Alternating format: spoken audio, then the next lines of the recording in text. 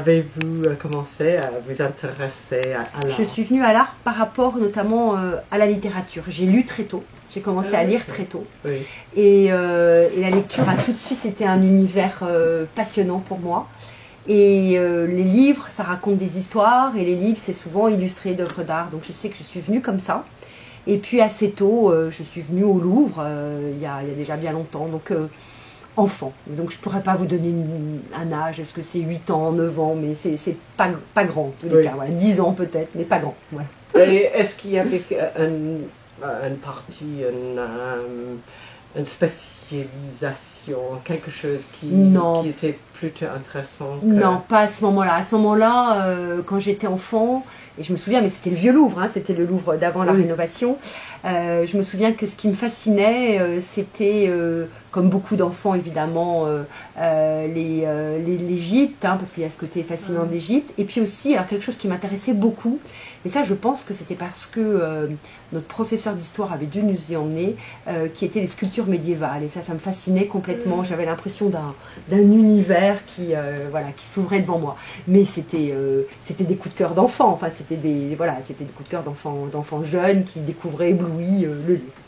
Et puis après ça, votre parcours jusqu'à... Alors là, après, mon parcours, il est relativement plus classique. Alors, il est à la fois plus classique et un peu différent, parce que une des choses un peu différentes, c'est que j'ai toujours eu envie de faire de l'histoire de l'art. Ça, c'est un point important après quand je suis devenue plus grande. Et ça fait très longtemps qu'après, passé 8 ou 10 ans, enfin l'âge de 8 ou 10 ans, j'ai eu envie d'aller vers le 19e siècle, parce que c'est vraiment ce qui m'intéresse. Et notamment dans son rapport à la littérature et aussi au théâtre, qui sont deux éléments qui m'intéressent beaucoup. Mais pour des raisons à la fois familiales, enfin bref, sur lesquelles c'est pas très intéressant de parler, j'ai commencé par faire une école de commerce. Et ensuite j'ai fait un MBA aux États-Unis, donc il y a maintenant assez longtemps, évidemment, même très longtemps, évidemment. Et donc ensuite, une fois dans la vie active, je me suis rendu compte que ça m'intéressait pas beaucoup. Et donc j'ai arrêté et j'ai recommencé complètement mes études. Et j'ai fait l'école du Louvre, j'ai fait une maîtrise et un 2A à Paris 4. Et ensuite, j'ai passé l'école du patrimoine et je suis devenue conservateur. Voilà. Donc j'ai à la fois un parcours complètement classique, hein, parce que j'ai fait ce que tout le monde fait, c'est-à-dire l'école du Louvre, la Sorbonne, et avec beaucoup de joie d'ailleurs. Et puis ensuite, j'ai passé le concours.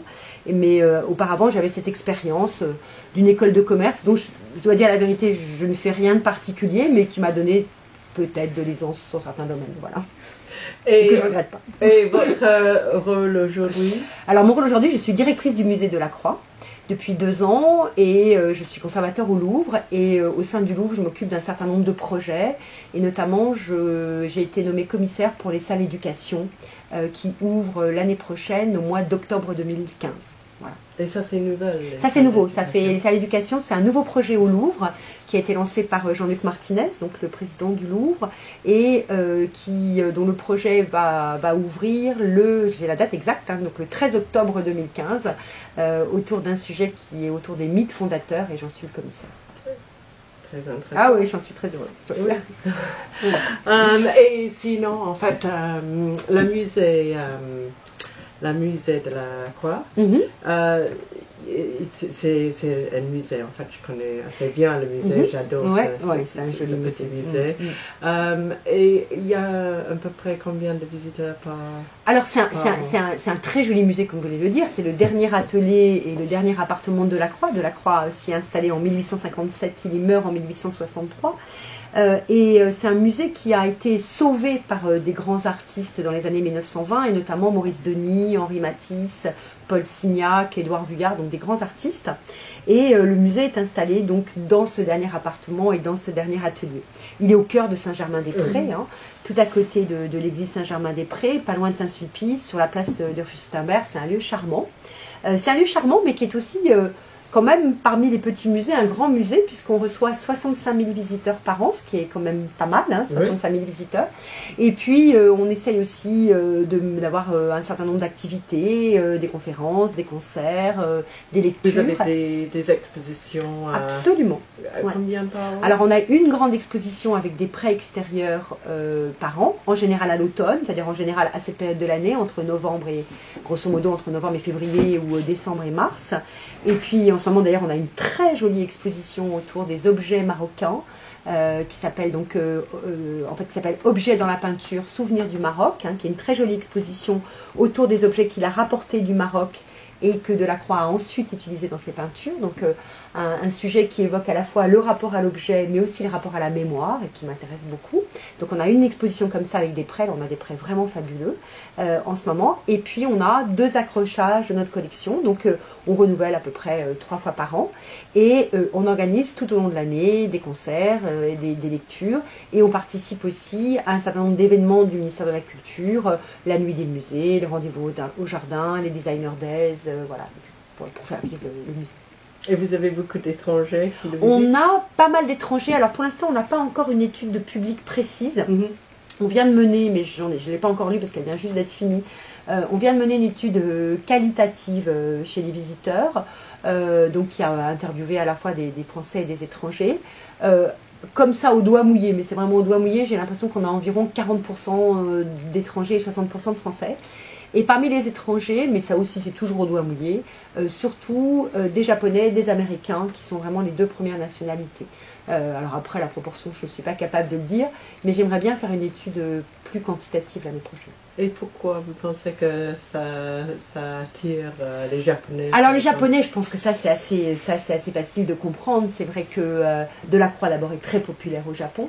C'est un des artistes très populaires, notamment pour son rapport à la couleur et pour le fait qu'il soit un des inspirateurs des impressionnistes. Donc ça, je pense que c'est cette voie-là, la voie couleur et impressionnisme.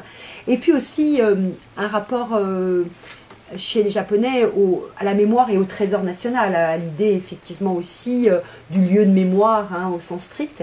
Et je pense que le musée Delacroix, qui est aussi le lieu où Delacroix a vécu, a travaillé et mort, les intéresse particulièrement.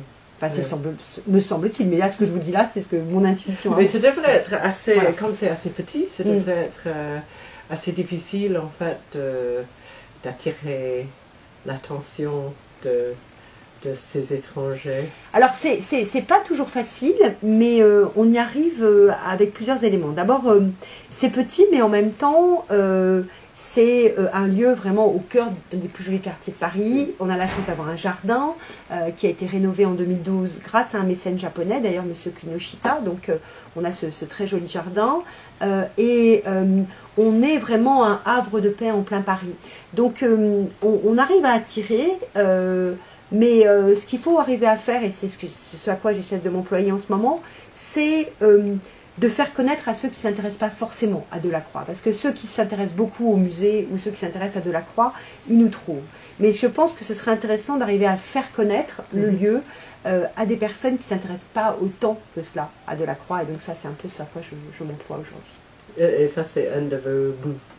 Exactement, c'est un de mes buts. Et le but que je poursuis, c'est notamment de créer des événements, d'inventer des expériences de visite différentes.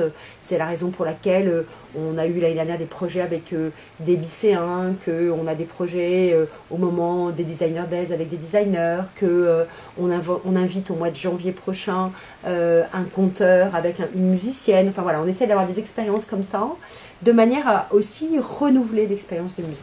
Et d'être attaché au Louvre, ça veut dire quoi? Alors, rattaché au Louvre, ça veut dire que nous appartenons au même établissement public, qui s'appelle l'établissement public du musée du Louvre et du musée Delacroix. Alors, c'est le très gros et le tout petit, mais c'est intéressant parce que ça permet de créer des logiques.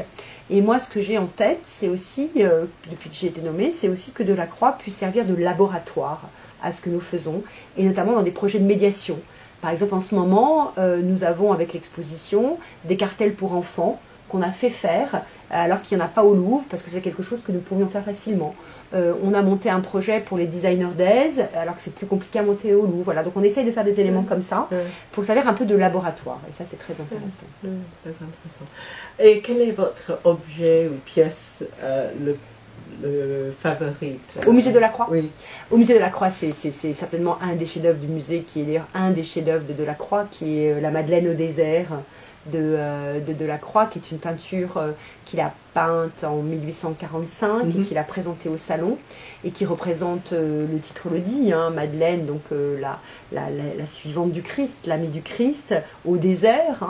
Et c'est une Madeleine qui est vraiment une Madeleine tout à fait étonnante, parce que Delacroix, d'une certaine manière, invente un sujet à lui-même, puisque Madeleine, c'est un sujet qui a souvent été pris par les artistes comme prétexte pour faire du nu, puisque en fait l'idée c'était l'avantage de la Madeleine, ça fait partie des figures religieuses qu'on peut présenter nues, avec sa longue chevelure qui l'habille. Et en fait Delacroix s'est pas servi de cet artifice-là du tout, puisque c'est en fait un portrait, une tête coupée à mi-corps, donc on la voit pas du tout, coupée en haut de la poitrine, donc on ne voit rien. Et le titre de l'œuvre nous dit Madeleine au désert, mais on voit pas de désert non plus. Et c'est en fait toute une réflexion très subtile de Delacroix sur à la fois l'extase religieuse et la pamoison amoureuse. Et c'est vraiment une femme entre l'amour sacré et l'amour profane. Et puis c'est aussi, parce qu'elle a les yeux mi-clos, toute une variation sur Eros et Thanatos. Et c'était un des tableaux préférés de Charles Baudelaire, qui aimait beaucoup Delacroix, et je dois dire que c'est mon œuvre préférée au musée, qui est vraiment un très grand chef-d'œuvre, magnifique. Et enfin, en fait, nos abonnés, ils adorent d'avoir une idée des bonnes adresses. Par exemple, volontiers de la maison de Balzac, qui est un musée de la ville de Paris, et qui est une maison d'écrivain, qui est rue Renoir dans le 16e. Et ça, c'est vraiment alors, on parlait de musée tout à l'heure, et c'est un musée où je suis allée très petite, parce que mes grands-parents habitaient à côté, et j'ai dû aller, à mon avis, très très petite, et c'est un des lieux que j'aime bien. Et puis je vous parlais peut-être aussi d'un autre lieu romantique que j'aime bien, et alors qui n'est pas à Paris, mais qui est pas loin de Paris, qui est la maison de Chateaubriand, à Châtenay-Malabry, la vallée aux loups, qui a été rachetée par le Conseil général des Hauts-de-Seine, et qui est un endroit où on s'imprègne de Chateaubriand, qui était aussi un contemporain comme Balzac de Delacroix. Alors un restaurant, je suis pas sûre d'être très bonne pour les restaurants. Moi j'aime bien, dans les endroits, je suis plutôt thé, café, et j'aime toujours bien Mariage Frères sur les quais de Seine.